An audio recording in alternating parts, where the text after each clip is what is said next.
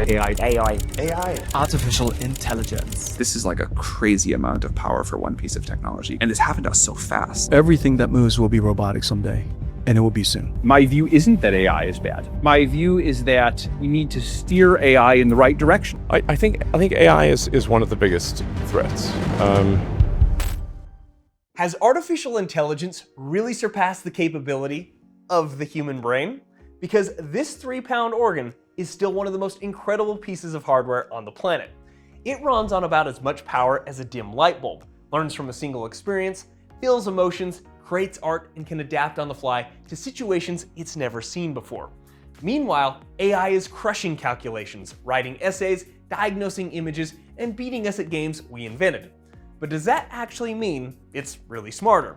Well, today we're going to do a full head-to-head comparison, starting with a real human brain and breaking down how this thing actually works at the cellular level, then contrasting it with how today's AI systems think.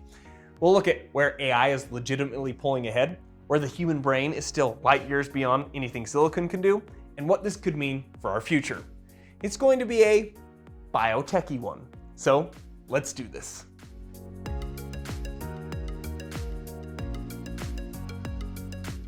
So let's get right into this beautiful structure.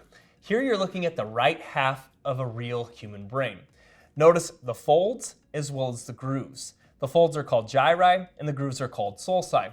And they're not just to make the brain look really cool, they dramatically increase the surface area so that the brain can pack in more neurons and create more connections. And if we talk numbers, there are roughly 86 billion neurons found in the brain. And each neuron can make thousands of connections with other neurons, which means the human brain makes hundreds of trillions of these connections called synapses. To put that into perspective, even the largest artificial intelligence systems today, the biggest AI models out there, only have somewhere in the range of 1 to 2 trillion parameters, which are basically the AI version of our synaptic connections. But remember, it's not exactly the same. Our synapses are dynamic and constantly rewiring themselves based on experience, while AI parameters are mostly fixed once the model is trained. Still, even with that difference, the sheer scale is crazy when you consider that this entire brain fits comfortably inside your skull and runs on about as much electricity as a small light bulb, while those massive AI systems need enormous data centers full of servers that weigh many tons and suck down megawatts of power just to do their thing. So as far as size and efficiency, AI doesn't hold a candle to the human brain. What's also incredible about this biological hardware is how it's organized into specific regions that have their own primary jobs. Up here in the frontal lobe, we handle decision-making, planning, and personality. Back here in the parietal lobe, we integrate sensory information from the body. Down here in the temporal lobe, we process memory, language, and sound. And in the back, the occipital lobe is all about vision. Deeper inside, we have structures like the thalamus, relaying information, the hypothalamus, regulating hunger and hormones, and the amygdala acting as our emotional alarm system. And of course, my personal favorite, the cerebellum, which coordinates movement and even helps with certain kinds of learning, including muscle memory. The point is, the brain isn't one big uniform blob doing everything at once. It has dedicated regions specialized in different tasks. Yet they all work together seamlessly. That kind of built-in biological modularity is something today's AI systems simply don't have in the same dynamic way. AI can have layers that specialize in certain patterns, but it's all software running on the same hardware. There's no equivalent to these distinct living regions that can adapt or even take over for each other when needed. Now, here's where things get even more fascinating. These specialized regions we just talked about are not set in stone. Your brain is constantly changing its own wiring through a process called neuroplasticity, which is the brain's remarkable ability to reorganize and rewire its own connections. When you repeat a skill or use repetition through studying, the connections between neurons get stronger through a process called long-term potentiation. Basically, neurons that fire together, wire together. The synapse become more efficient and the signal gets stronger, which in the case of studying translates to better recall and understanding of the topic you're studying. And when you learn something entirely new, or even recovering from an injury like a stroke, your neurons are much more likely to grow new axonal branches, form brand new synapses, and physically rewire entire circuits. Essentially, they're growing more of these wire-like extensions to form new connections with other neurons. And unlike AI systems, our neurons can literally grow these extensions on demand. And this doesn't just affect cognitive skills, it also affects motor skills. The growing of new axonal branches and the strengthening of signals that occurs from learning a new movement and practicing that movement translates to shooting a basketball better or playing the piano better. This plasticity is happening right now as you watch this video. Your brain is forming new connections based on what you're hearing and seeing. It's flexible, efficient, and incredibly energy smart. So now let's talk about memory for a second, because this is another area where the brain shines. And it's a perfect example of that neuroplasticity we just discussed, especially when we learn something entirely new. Deep inside, we have the hippocampus. This structure is critical for forming new memories and helping us navigate the world. One bad day or one powerful experience can stick with you for life. The brain doesn't just store data like a hard drive. It tags or associates memories with emotions, with context, and with sensory details, making those memories much stronger and easier to recall in completely new situations. That's one-shot learning. You touch a hot stove once, and because that memory was tagged so strongly with pain and emotion, you never do it again. Or you can smell something years later that instantly transports you back to grandma's house.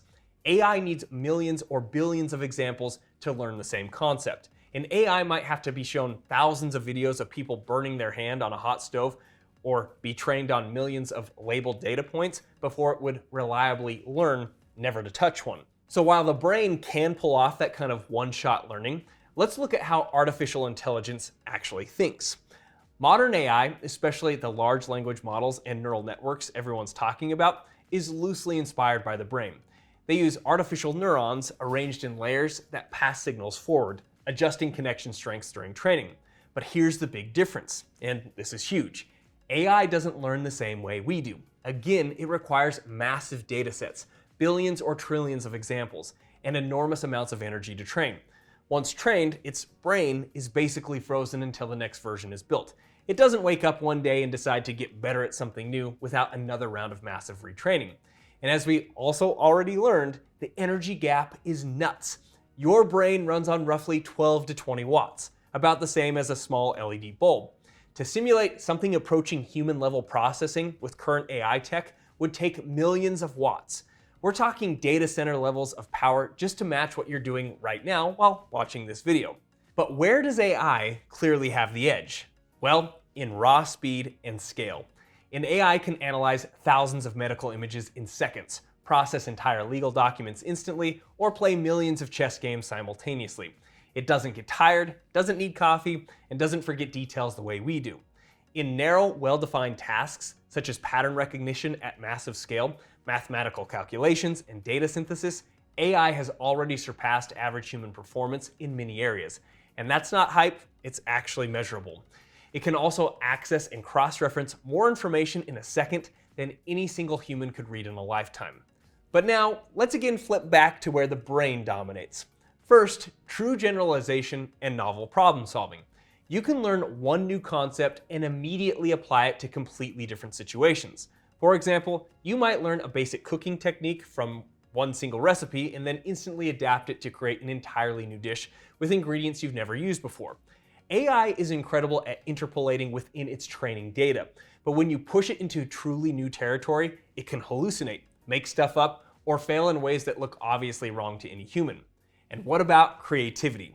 The brain can draw from emotions, personal experiences, random associations, intuition, and even dreams in ways AI simply doesn't have. A musician might hear a random sound in the rain, feel a strong emotion, and suddenly turn it into an entirely new melody no one has ever heard before.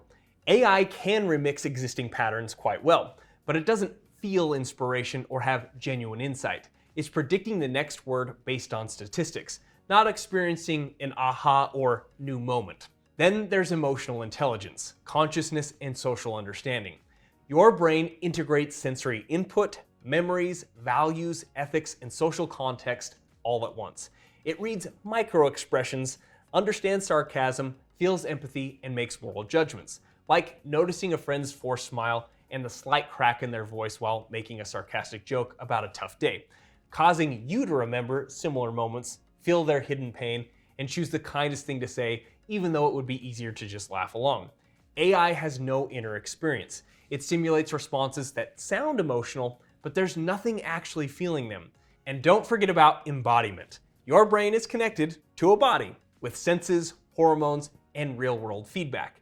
That physical grounding gives us intuition and common sense that disembodied AI still lacks. So, has AI surpassed the human brain? In some very specific domains, yes. But in the broad, flexible, energy-efficient, conscious, creative, and adaptive sense that defines real intelligence, no, it hasn't. Not even close. These two systems really do exist on a spectrum. AI is getting remarkably better at mimicking certain brain functions. And the human brain obviously has its own limitations. We get tired, we have biases, we forget things. But when it comes to learning from a single experience, feeling real emotions, rewiring itself on demand, and adapting on the fly, the human brain is still the gold standard. The real concern that I think most of us have is it humans versus AI? Like, is Skynet going to take over? Or is it humans with AI? And this is a legitimate concern because technology can always be a double-edged sword. It can be used inappropriately and it can be used to make our lives better. Obviously, the ideal would be that the most powerful tool we've ever created is one that amplifies our own incredible biological hardware rather than replacing it. Doctors using AI to spot things on scans that they might have missed. Artists using it as a creative collaborator. Researchers accelerating discoveries that would have taken decades. But the brain's ability to direct, evaluate, and give meaning to what AI produces is still irreplaceable. And as long as we stay in the driver's seat, this incredible 3-pound organ that we started with will in many aspects continue to be one of the most powerful pieces of hardware on the planet. I'm assuming that most of you watching our content are a little nerdy and love to learn.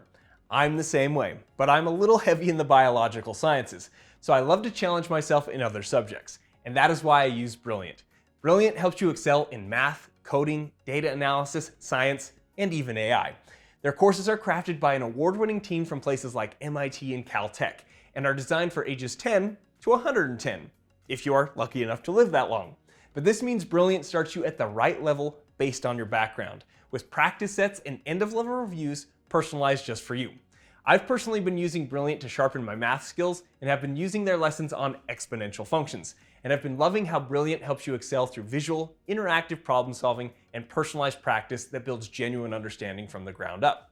Now, another reason I think Brilliant is beneficial for our audience is that many of our viewers are looking to go into the medical field, and going into the medical field requires more than biological knowledge. You'll have to take math, statistics, and review research. And so Brilliant's got you covered with lessons that build the foundation for the math and data analysis that you'll need.